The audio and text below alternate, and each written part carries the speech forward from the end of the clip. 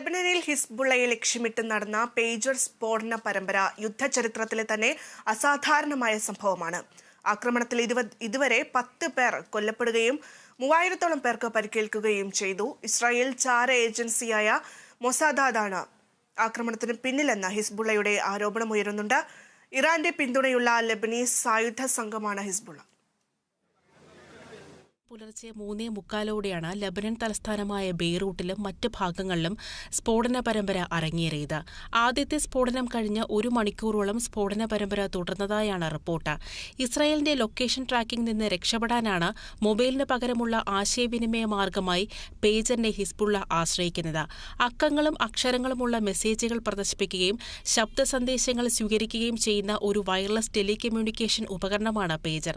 Taiwan ആസ്ഥാനമായ gold Apollo എന്ന കമ്പനിയുടെ പേജറുകളാണ് പൊട്ടിത്തെറിച്ചതെന്നാണ് പ്രാഥമിക നിഗമനം. ആക്രമണങ്ങൾ സംബന്ധിച്ച് പലതരത്തിലുള്ള അനുമാനങ്ങളും വിദഗ്ധർ പങ്കുവയ്ക്കുന്നുണ്ട്. പേജറിന്റെ നിർമ്മാണ സമയത്തോ അതിനുശേഷമോ പേജർ ഹിസ്ബുള്ളയുടെ കയ്യിൽ എത്തുന്നതിന് മുൻപോ പേജറുകൾക്ക് അകത്ത് ചെറിയ അളവിൽ സ്ഫോടന വസ്തു ഉൾപ്പെടുത്തിയതാകാമെന്നാണ് ആദ്യത്തെ സാധ്യത. ആക്രമണത്തിന് പിന്നിൽ ഇസ്രായേലിന്റെ ചാരസംഘടനയായ മൊസാദാണെന്നാണ് ഹിസ്ബുള്ളയുടെ ആരോപണം. എന്നാൽ ആക്രമണത്തെക്കുറിച്ച് ഇസ്രായേൽ പ്രതികരിച്ചിട്ടില്ല. ഹിസ്ബുള്ളയുടെ ആരോപണം ശരിയാണെങ്കിൽ ലോകത്തെ തന്നെ അസാധാരണമായ ഒരു ആക്രമണ രീതിയാണ് ഇസ്രായേൽ നടപ്പാക്കിയത്. പുതിയ സംഭവത്തോടെ പശ്ചിമേഷ്യ തുറന്ന യുദ്ധത്തിലേക്ക് നീങ്ങുമോ എന്ന ആശങ്കയും നിലനിൽക്കുന്നുണ്ട്. International desk, Kerala vision news.